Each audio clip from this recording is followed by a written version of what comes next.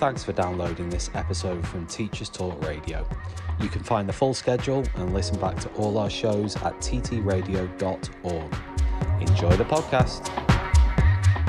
It's time for a fresh start to language learning. Pearson EdXL's new student-centred French, German and Spanish 2024 GCSEs cater to the needs of all learners, regardless of their background, ability or reason for studying. Rooted in learned language knowledge, their assessments are transparent and accessible, allowing all students to showcase their language skills. Through inclusive and relatable content, the new Pearson EdXL MFL GCSEs build a shared cultural capital that helps students develop an understanding of and appreciation for the wider world. Find out more at go.pearson.com/MFL GCSE 24. And welcome to the weekly review here at Teachers Talk Radio. It's Sunday, 23rd of July. It is summer holidays for some, but not for all. So some of us have no Sunday dread today. Some of us still pushing on for the last couple of days. But you join us with quite a lot of stories. Today we're joined by Leanne, by Brent, and by John to talk through some of the topics of the week in education. Now, first up, reported in The Independent this week, Tory minister ridiculed for claiming private school costs the same as a family holiday.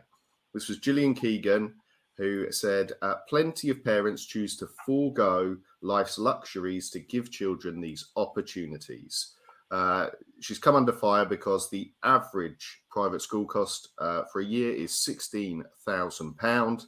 And we would be looking at, it's reported under £2,000 families are expected to spend on travel this year.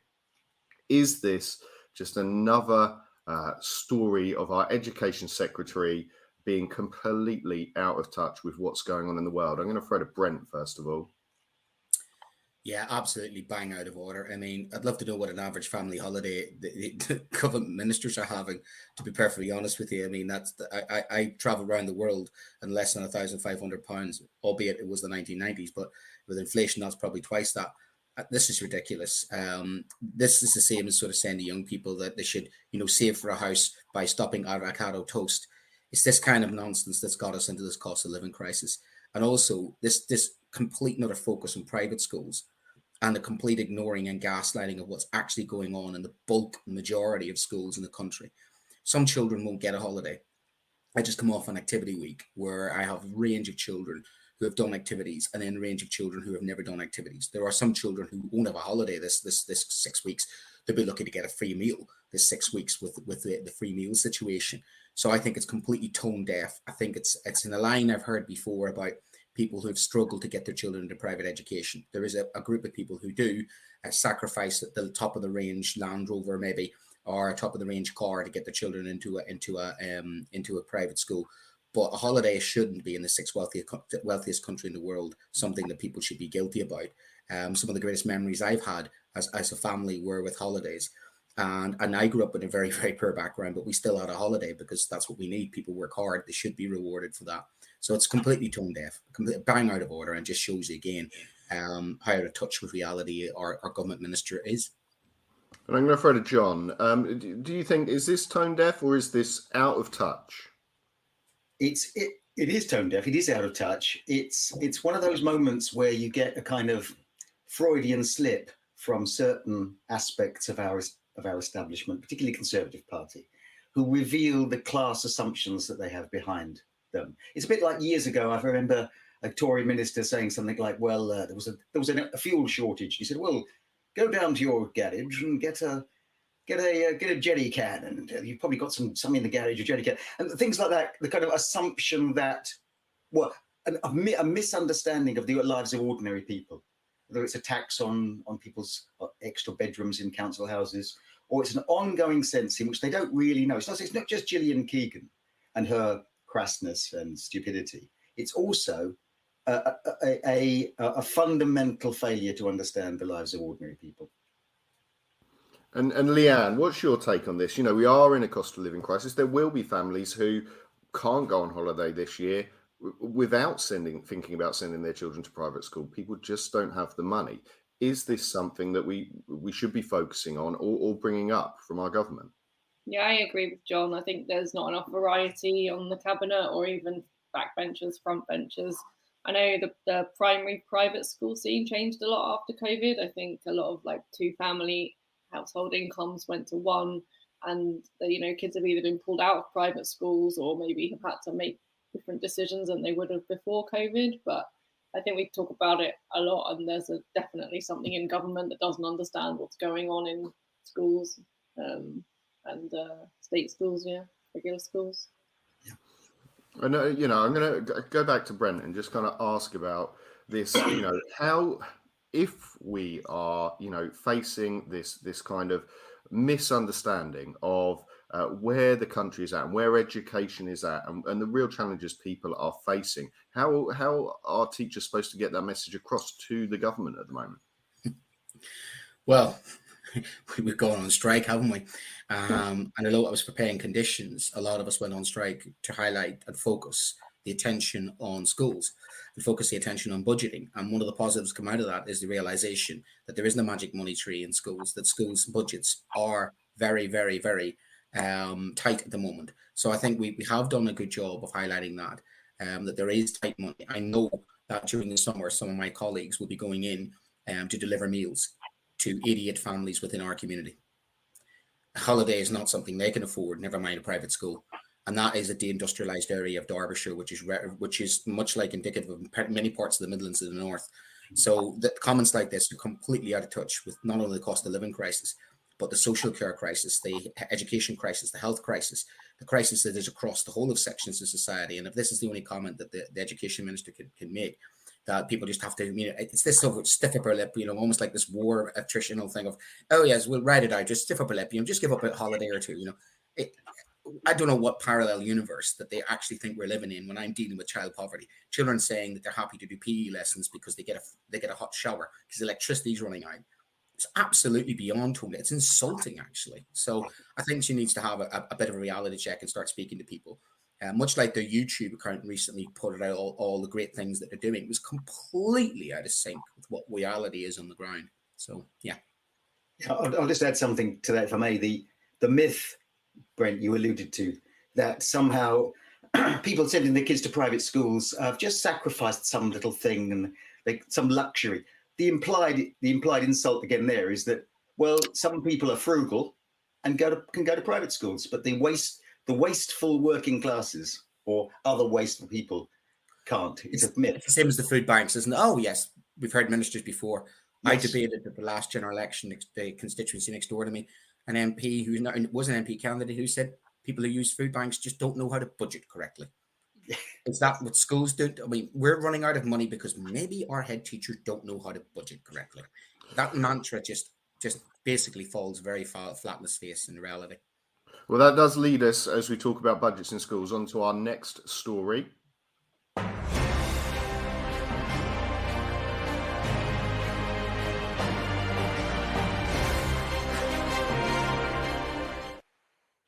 Now, this story comes from Schools Week, and it is reported as Heads Sound Alarm as 2024 exam entry fees soar by up to 16.5%. This is a higher than inflation rise. And for one of the larger exam boards, the AQA, it would see them net an extra £4.4 million from the education sector this year. Now, there's probably multiple things to discuss here. For myself, it wasn't something when I was thinking about costs going up. We think about fuel, we think about electricity costs, we think about pay going up. I did not think about this one as being a factor. And I want to go to John first on this one. What is happening with school budgets? I think that's it. How are we going to deal with this? This is a massive increase. Well, yes, there are absolutely. And school budgets, and as Brent was saying earlier, when there's a suggestion that somehow things must be afforded by a more careful use of the budget, they are completely out of touch with the reality of schools.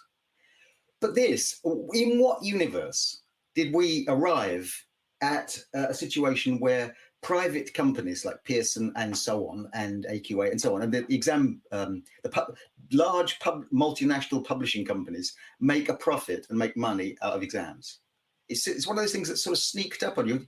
That the idea that there is a corporation that has a synergy between textbooks, exams, students' needs, and a captive audience. The teachers have to have those textbooks, which are invariably called something like essential guides to this particular exam that your students need, or some title like that. And then the exams themselves, which the schools are mandated to provide. So it's just money being dragged out of the education system by private corporations. It's appalling, really. If students have to do exams, it shouldn't be in the hands of private companies. Now, I'm going to go to Leanne, because this one does strike as unfair, as sort of John said there. Children have to sit GCSEs. You know, much like we have to have the heating on, we have to have the lights on. There are some things that schools don't really have a choice in paying for, and it would be hard pressed for a head teacher to turn around and say, actually, we're not entering for children for GCSEs this year because the cost is too high. Should the funding formula be adjusted to meet the needs of things that actually are essential for a school, as opposed to blaming it on the budgeting of schools and head teachers? I think I wanted to pull out one quote, which is not so much about the money, but more so what it says. We cannot understand why there is such variation between different exam boards and subjects. And I feel like as schools and as teachers, we're required to comply so much with what the government want, with what Ofsted want to see. And then these outside companies come along in high school and in primary school and seem to almost take advantage of the fact that, like you say, Nathan, that we need them to do our jobs. Some of them we need to do our jobs. And that kind of stuck out for me. Mm. Yeah, certainly. I'm going to throw to Brent. There are probably a number of things that people, myself included, haven't even thought about the price of them going up. If the cost of our register systems like SIMS goes up, there are things that we pay for that we don't even think about paying for. And exams was one for me that I thought was, whether it was inflation proof or whatever reason, we know there's been problems with some of the exam boards getting markers, and okay, maybe they do need to pay a bit more to have the exams marked. But where is this money going to come from?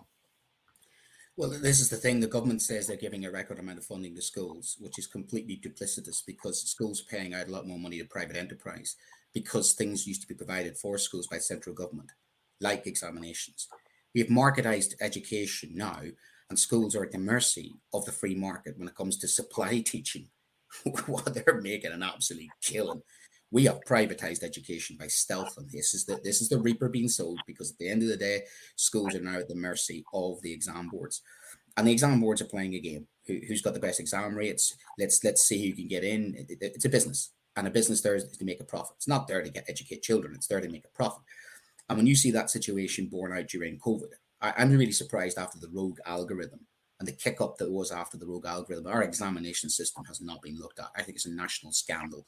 I think the differences between the regions is a national scandal. The differences between the exam boards is a national scandal.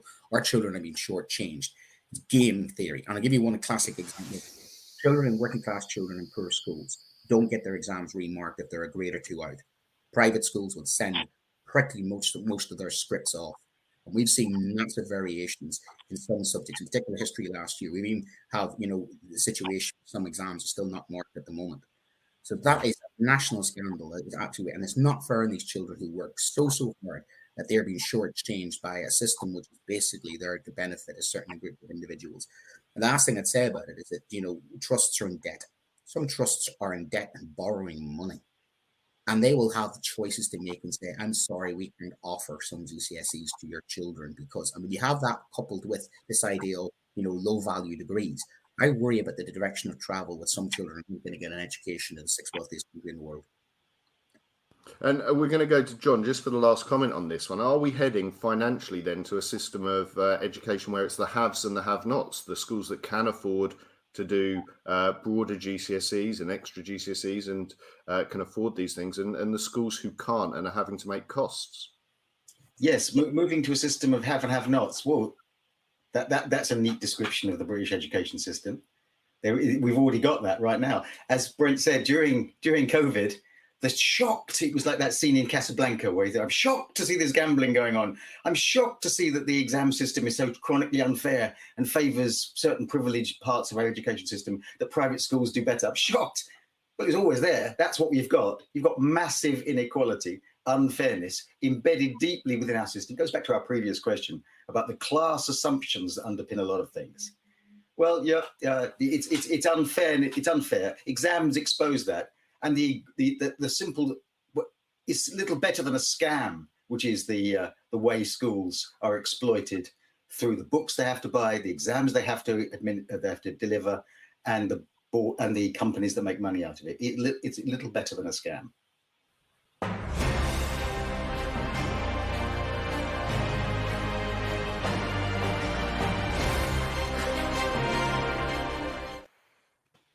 Okay, welcome back. It is worth saying that, as always, this show is brought to you by Pearson EdXL's new GCSE French, German, and Spanish that caters for the needs of all learners, regardless of their background, their ability, or reason for studying. It's rooted in learned language knowledge. Their assessments are transparent, accessible, allowing students to showcase their language skills through inclusive and relatable content. The new Pearson MFL GCSEs build a shared cultural capital that helps students develop an understanding and appreciation of the wider world. And you can find out more by going to go.pearson.com/MFL.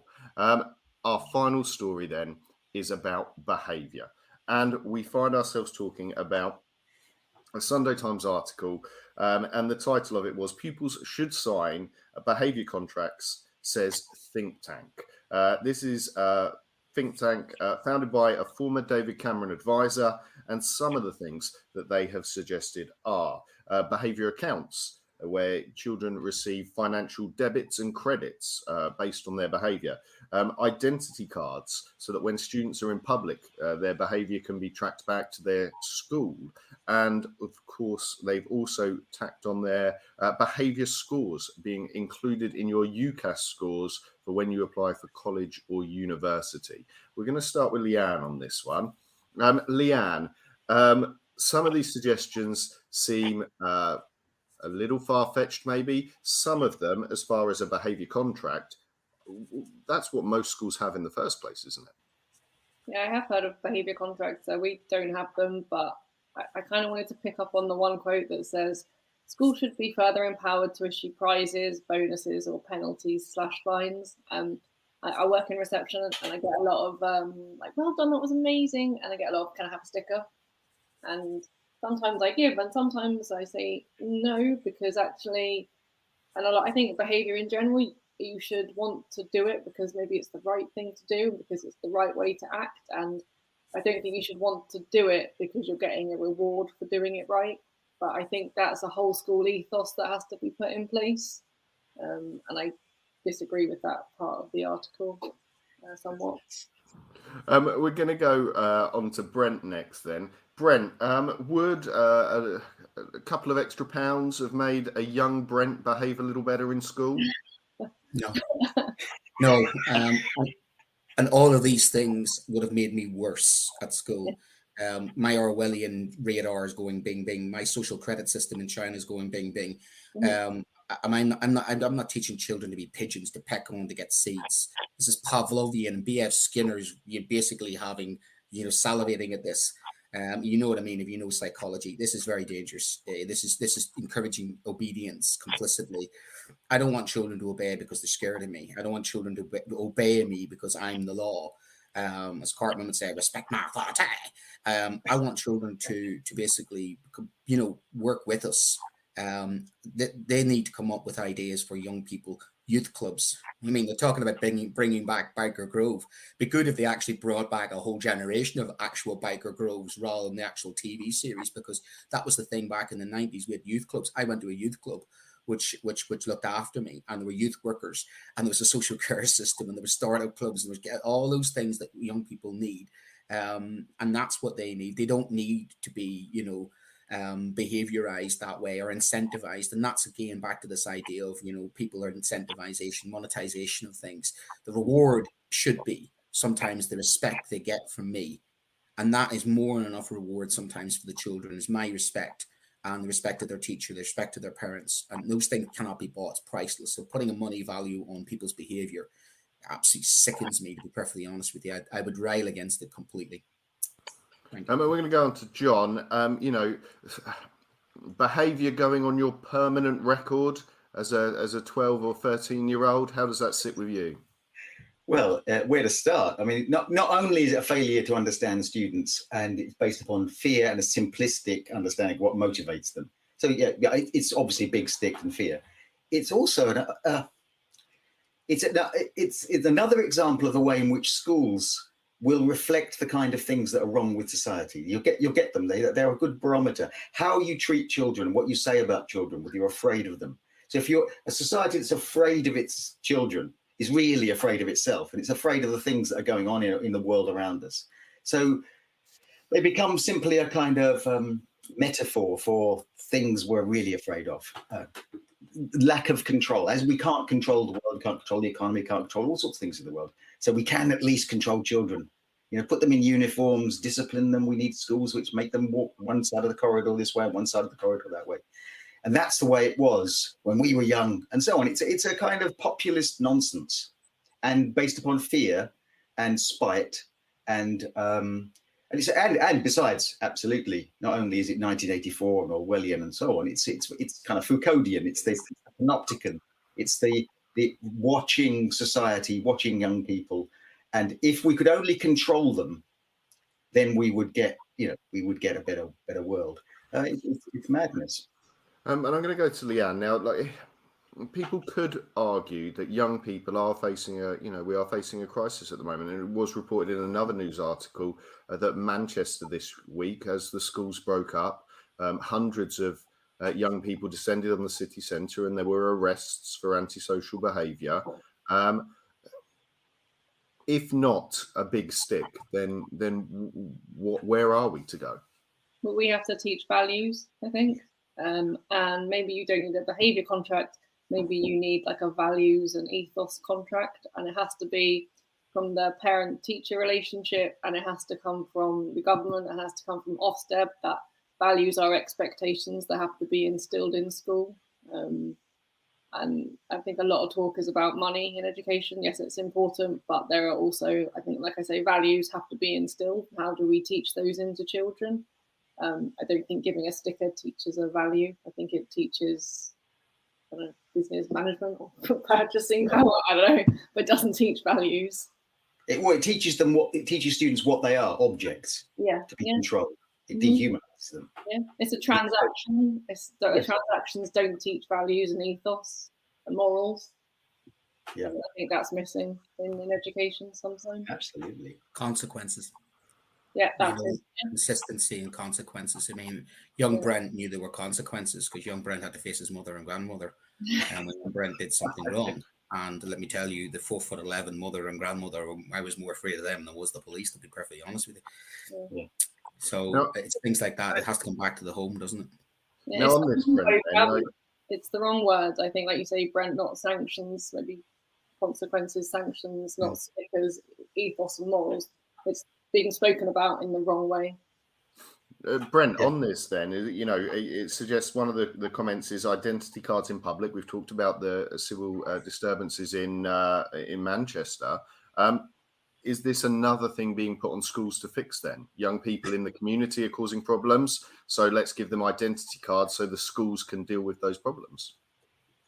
Sorry, I lived in a police state, and I resented my ID being stopped and searched. We have a situation at the moment where we have an uneven identity cards could be used against some individuals. I worry about identity cards. I really do. And I have lived experience of abuse of power when it comes to identity cards. So I would walk from teaching. I would walk from this country if this country started doing that again. The trauma I suffered was enough that I would not want children to be carrying identity cards like that.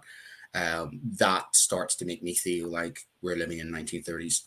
I really, I get visions of, can I see your papers, please? When I hear that, that's me. I'm more extreme on that reaction against that. But children aren't there to be identified like that. And if people are doing the whole thing about kids these days, They need to remember about their own childhood and the previous childhood. I think Socrates said something about kids these days. Kids are always going to be kids. Kids are always going to misbehave. It's in the nature of children. But we have to be mindful of there is generational differences. These children actually, if you look at youth crime has gone down because they're inside a lot more. If you actually look at the statistics, youth crime's gone down. When it's bad, it's worse than it's ever been. But we're dealing, as always, with a small minority of individuals. Why punish the majority for a small minority of individuals? We know that as teachers, we never do that. And that's what, if these type of laws came in, you'd be punishing the majority for the sins of a handful of individuals. And that just ain't fair. And I want to go to John just for the last sort of comment on this one is about how long, if we are making formal records here with identity cards and adding to UCAS points, how long should we expect a young person, as I say, possibly 12 or 13, who's made a silly mistake to live with that mistake? Oh, yeah. Imagine you could video yourself as an adolescent and have that carried with you as some sort of video record of this is you. This is the sort of things you said and did when you were young. And you carried that over you so people could observe, I'll just check on you. The past you, let's have a quick look. It would be horrifying. None of us would want that. Now, we all do lots of monstrously stupid things when we're young. Many of us don't behave as we should at school, and so on. And this idea that there is a kind of I hope I've never said it, but it's that lie that sometimes teachers will say to kids, well, this will affect you. You won't get a good job in the future. This will affect your future. Well, you've got enough things to be anxious about when you're a teenager than to make you afraid of your own future. So leave them alone. Let them be children. And the other thing is that gangs of kids rampaging around a city centre. Well, that's been going on since the 3rd century BC. I mean, kids do mad stuff, and it's been happening. I remember incidents like that in the 1970s, or you can go back to Teddy Boys and on Brighton seafront. It's just a moral panic. It's what kids do. They will do it occasionally. Right. Well, that leaves us one last thing to do, and after this, we are going to be talking about our favourite shows of the week.